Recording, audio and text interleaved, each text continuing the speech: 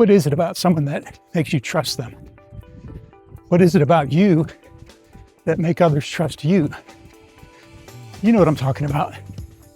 There's some people you just get a good feeling about, or maybe you don't. Today we're going to talk about the 4 C's that are the building blocks of trust. And when you put trust together with time and consistency, you'll increase your influence. That's what we're going to talk about. Let's get into it. Welcome to Leadership on the Run.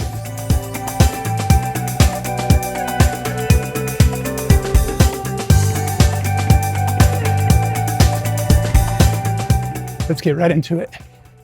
Here are the 4 C's: character, chemistry, competence, and credibility. Here's what people are really asking when they're thinking in terms of these 4 C's. First up, character. They want to know if they can trust your intent. They want to know if you're a person of integrity. Are you for them, or are you just in it for what you can get from them? Next is chemistry. Simple. Do I like you? Can I connect with you? And do I like to spend time with you? Third is competence. Do you know what you're talking about? Are you confident in the way you communicate your competence? Or can I tell you're just blowing smoke? Finally, credibility. Can you pull this off, and have you done it before? Can what you've done in the past fit my context? And can what you've done for others help me with my problem? Depending on your personality type, it's likely that you put out a certain vibe for others because it comes more naturally to you. In other words, some of these C's are easier for you to express than others. Likewise, you're looking for that same vibe from others, and it speeds up the trust process. A great tool to help you understand yourself and others better is called the 5 Voices Assessment. You can take it for free by clicking on the QR code on the screen, or I'll put a link in the description below. Once you've taken the 5 Voices Assessment, you'll understand your voice order. These descriptions will make more sense after you've taken the assessment, but I'll keep moving so that you can understand how it works. Nurturers and creatives are looking for character. Guardians are looking for character and competence.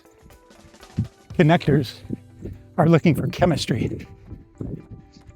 Pioneers are looking for competence and credibility.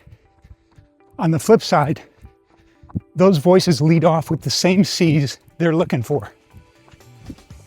For example, a guardian is going to lead off with character and competence. It's going to take them a while to get around to chemistry. It'll take some work. They've got to be intentional about doing that.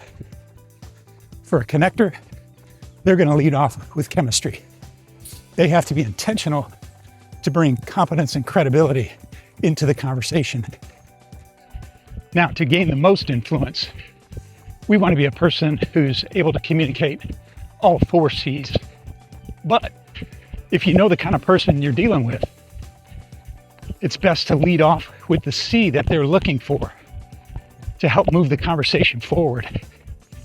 For example, if you know you're dealing with a pioneer, lead off with your competence and credibility on the problem they're trying to solve. Then you can move into more relational conversation. It's not that a pioneer doesn't want to hear about your dog. It's just that they don't want to hear about your dog first. If you're dealing with a connector, you want to start off relationally. Find connection points of commonality. And once you've established that connection, they'll want to hear more about your credibility. Over time, as you're consistently communicating all 4 C's, your influence and impact will increase. That's what it looks like when you elevate relationship over transaction. Which is better, a single transaction or a relationship for life? Let me know what you think about all this in the comments below. For those of you who have come along for the run, it's a whole nother day. My camera overheated yesterday, and we're about 30 degrees cooler this morning.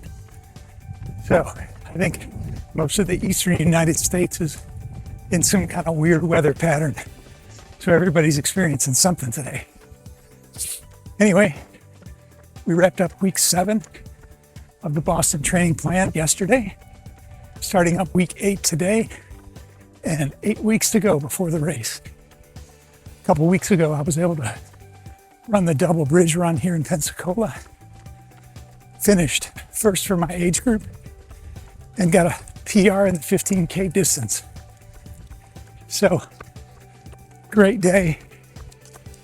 Wind literally at our backs the whole way. The Adidas Adios Pro 4 shoes worked out great. So I think I'm gonna lock those in for my Boston shoe.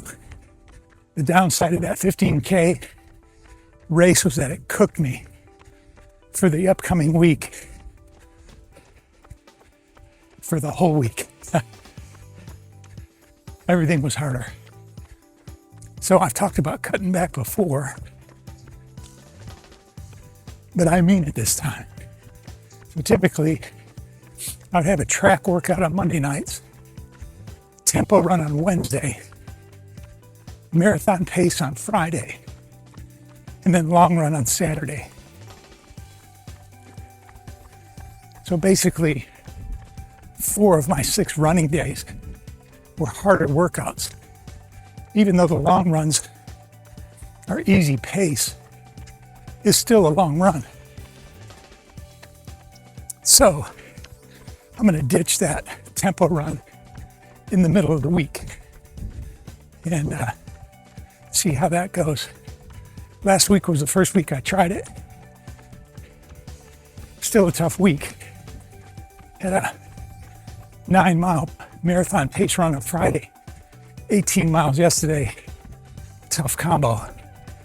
So I'm just trying to do a quick recovery run this morning and some strength workout.